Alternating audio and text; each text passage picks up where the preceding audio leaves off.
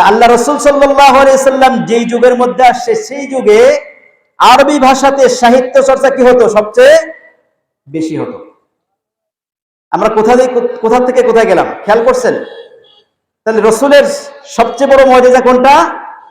মহাগ্রন্থ আল কোরআন। কিভাবে হলো? যখন সূরা কাউসার কি করে দিলেন? লটকাই দিলেন। সমস্ত সাহিত্যিকরা একত্রিত হয়ে চিন্তা করে দেখলো যে দেখি আমরা পারি কিনা। আরব দেশের মধ্যে বড় বড় সাহিত্যিক ছিল। আমরা জানি সাবআ মুআল্লাকা নামে একটি শেয়ারের কিতাব আছে। যারা আরবি সাহিত্য নিয়ে পড়ালেখা করে তারা বলতে পারবেন। এটার নাম হচ্ছে সাবআ মুআল্লাকা। সাবআ মুআল্লাকা মানে হচ্ছে ৭টা কবিতা। আরব দেশের মধ্যে সাহিত্য চর্চা এমন একটা পর্যায়ে গিয়েছিল যে হজের মৌসুমে তারা একত্রিত হলো, বড় বড় একত্রিত হতো সাহিত্যিকরা এবং কবিরা। সেখানে সাহিত্য এবং প্রবন্ধ রচনা প্রতিযোগিতা হতো। সেই প্রতিযোগিতার মধ্যে যার কবিতা ফার্স্ট হতো তার এই কবিতাটাকে কাবা শরীফের দরজায় কি করে দেওয়া হতো? লটকায় দেওয়া হতো। এইভাবে ৭টা কবিতা ছিল যেটা প্রসিদ্ধ ছিল, যেটার নাম হচ্ছে সাবআ মুআল্লাকা। এই সাবআ মুআল্লাকার বড় বড় সাহিত্যিকরা সূরা কাউসার নিয়ে গবেষণা করলো। গবেষণা করে শেষ পর্যন্ত তারা কোনো কুল কিনারা পাইল না। শেষ পর্যন্ত তারা বলতে বাধ্য হলো লাইসা হাযা মিন কালামিল বাশার। কি বললো তারা? লাইসা হাযা মিন কালামিল বাশার ইন্না আ'তাইনাকাল কাউসার লাইসা হাযা মিন কালামিল বাশার। এটা মানব রচিত কোনো কালাম না, এটা মানুষের কোনো কথা নয়। এটার মতো কালাম কথা আমরা কি করতে পারবো না? বানাতে পারবো না। তাহলে মহাগ্রন্থ আল কোরআন রাসূলের সবচেয়ে কি বড় মুজিজা। এটা প্রমাণ কি? এখনো পর্যন্ত কোরআন ১৫০০ বছর আগে যেভাবে ছিল এখনো পর্যন্ত কি সেভাবে আছে না নেই? পরিবর্তন হয়েছে নাকি পরিবর্তন হয়েছে? একটা ঘটনা বলি, রাজি আছেন আপনারা শুনতে? আমার একজন বন্ধু, সে নিজেই কি করেছে, ঘটনা বর্ণনা করেছে। উনি লন্ডন থাকেন, লন্ডন একটা ফ্যাক্টরিতে তিনি কি করেন? চাকরি করেন। তাই ফ্যাক্টরির মালিক হচ্ছে একজন খ্রিস্টান মহিলা। খ্রিস্টান মহিলা, তার আন্ডারে অনেক কর্মচারী আছে, বাঙালি আছে, পাকিস্তানি আছে, সব মুসলমান। খ্রিস্টান মহিলা একদিন এই কর্মচারীদেরকে বললেন যে তোমরা যেহেতু মুসলমান, আমি তো খ্রিস্টান, আমি তো বাইবেল অনেকবার পড়েছি, তা তোমাদের যে আসমানি যে কিতাবটা আছে সেই কিতাবটা আমাকে একটু দিও, আমি একটু পড়বো। তো তারা খুব খুশি হয়ে খ্রিস্টান মহিলাকে তারা ইংলিশ ট্রান্সলেশন করা একটি কোরআন তাকে দিলেন। ৩ বছর পরে এই মহিলা এই কর্মচারীদের কাছে এসে বললেন, সবাইকে উপস্থিত করে বললেন যে তোমাদের কোরআন তো পরিবর্তন হয়ে গেছে। তোমাদের কোরআন কি হয়ে গেছে? পরিবর্তন হয়ে গেছে। তো উপস্থিত তারা বললো ইন্না লিল্লাহ, এটা তো কোশ্চেন কালেও কিনা সম্ভব না, আমাদের কোরআনকে হয় নাই, পরিবর্তন হয়নি। তো ওই মহিলা বারবার বলতেছে না, আমি এটা বিশ্বাস করি না, তোমাদের কোরআন কি হয়েছে? পরিবর্তন হয়েছে। তা মহিলা বারবার বলতেছে তোমাদের কোরআন পরিবর্তন হয়েছে, আর কর্মচারী বলতেছে না, আমাদের কোরআনকে হয় নাই, পরিবর্তন হয় নাই। শেষ পর্যন্ত মহিলা বলতেছে না, কোরআন পরিবর্তন হয়েছে আর নয় তোমরা পরিবর্তন হয়েছে, কোনটা হয়েছে সেটা বলো। আসলে কি তোমরা পরিবর্তন হয়েছে নাকি তোমাদের কোরআন পরিবর্তন হয়েছে, কোনটা? কারণ তোমাদের কাজের সাথে, তোমাদের কর্মের সাথে তোমাদের এই কিতাবের তো কোনো মিল নেই। কি নাই? মিল নেই।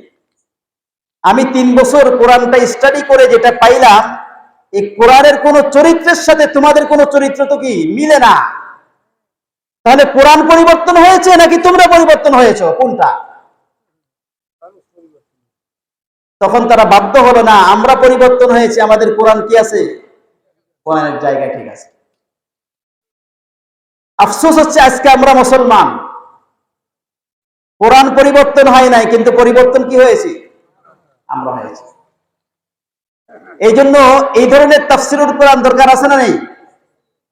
তাফসিরুল কোরআনে শুধু বসবো নাকি শুনবো, যেটা সেটার উপর কি করবো? আমল করার চেষ্টা করবো। কোরআন শ্রেষ্ঠ হলো কি করে? আপনি দেখেন, পৃথিবীতে শ্রেষ্ঠ একটা উপন্যাস বলেন তো, যে উপন্যাসটা সবাই পড়েছে, সবাই শুনেছে, সেই উপন্যাসটা যদি কোনো ব্যক্তি পড়ে, একবার পড়বে, 2 বার পড়বে, 3য় বার কি পড়তে মনে চাইবে? বলেন দেখি, পড়বেন আপনি? কেন পড়বেন না? 3য় বার পড়তে আপনার মজা থাকবে না। আপনি সেখানে ইন্টারেস্ট পাবেন না। কেন পাবেন না? এই জন্য যেহেতু এই উপন্যাসের মধ্যে কি আছে আপনার কি হয়ে গেছে, জানা হয়ে গেছে, তাই না বিষয়টা? এই জন্য তৃতীয়বার আর আপনি কি পড়তে পারবেন না। পৃথিবীতে এই পর্যন্ত যারা কোরআন তেলাওয়াত করে, একজন কোরআন তেলাওয়াতকারী ব্যক্তিকে কি এই ধরনের বক্তব্য শুনেছেন তার মুখ থেকে যে আমি সূরা ফাতিহা পড়তে পড়তে বিরক্ত হয়ে গেছি, আর সূরা ফাতিহা পড়তে মনে চায় না? কেউ বলছে এই পর্যন্ত? আমরা প্রতিদিন সূরা ফাতিহা কয়বার পড়ি? যারা ৫ ওয়াক্ত নামাজ পড়ি কয়বার পড়ি? সুন্নাত নফল সহ যারা পড়ে তারা ৪০ বার পড়ি। আমরা কয়বার? ৪০ বার। শুধুমাত্র সূরা ফাতিহা পড়ি কয়বার? ৪০ বার। এই যে সূরা ফাতিহা আপনি আমি পড়ছি, কেউ কি এই ধরনের কোনো অভিযোগ দিয়েছে যে সূরা ফাতিহা পড়তে পড়তে কি হয়ে গেছি, বিরক্ত হয়েছে, আমরা আর সূরা ফাতিহা পড়বো না, অন্য একটা সূরা পড়ে কি করবো, নামাজ আদায় করবো? কেউ বলেছেন এই পর্যন্ত? এটাই তো অলৌকিক, এটাই হচ্ছে শ্রেষ্ঠ মুআজিজা। এই জন্য তাফসীরের কিতাবের মধ্যে উলামায়ে কেরাম বলেছেন কুরআনুল কারীমের মধ্যে একটা তাজাদ্দুদ আছে। কি আছে? তাজাদ্দুদ মানে হচ্ছে নতুনত্ব। আপনি এখন সূরা ফাতিহা পড়েছেন, আবার যখন পড়বেন আপনার কাছে মনে হবে যেন কোরআন এই সূরা ফাতিহাটা আমি আবার নতুন করে পড়ছি, তাই না? মনে হয় কেন? মনে হয় এটা কেন? উলামায়ে কেরাম বলেছেন কোরআন হচ্ছে সাগর না, কোরআন হচ্ছে মহাসাগর। কোরআন কি এলেমের সাগর না, এটা কি মহাসাগর। আপনি কোরআনের মধ্যে যত ঢুকবেন, এই মহাসাগরে যত ডুব দিবেন তত কি পাবেন? মণিমুক্তা পাবেন। কি পাবেন? মণিমুক্তা পাবেন। আর যদি ডুব দিতে নাও পারেন তাও কি হবে? আপনি উপকৃত হবেন না। আল্লাহ রাসূল দেখেন কত সুন্দর করে বলেছেন। রাসূল বলেন মান ক্বারাআ হারফাম মিন কিতাবিল্লাহ ফালাহু হাসানাতুন ওয়াল হাসানাতু বিআশরি আমসালিহা।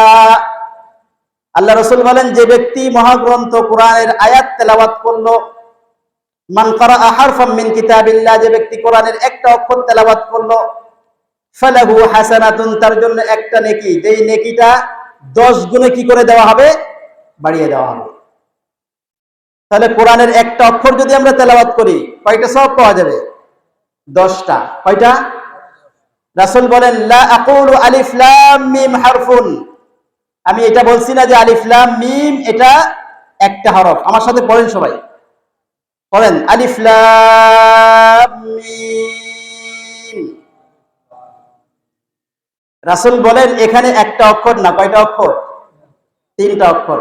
বাল আলিফুন হারফুন, বরং আলিফ একটা অক্ষর, ওয়া লামুন হারফুন, লাম একটা অক্ষর, ওয়া মিমুন হারফুন, মিম আরেকটা কি অক্ষর। তাহলে কয়টা অক্ষর হলো? আমরা সবাই তেলাওয়াত করেছি। আমলনামার মধ্যে কয়টা সওয়াব যোগ হয়েছে? 30টা নাকি। কয়টা নাকি? সুবহানাল্লাহ। এটা যদি আপনি আমি শুধু কোরআন তেলাওয়াত করি, আর যখন আপনি অর্থ বুঝবেন, ভিতরে ঢুকবেন, তখন শুধু মজা পাবেন, আপনার ইলম কি হবে? বৃদ্ধি পাবে।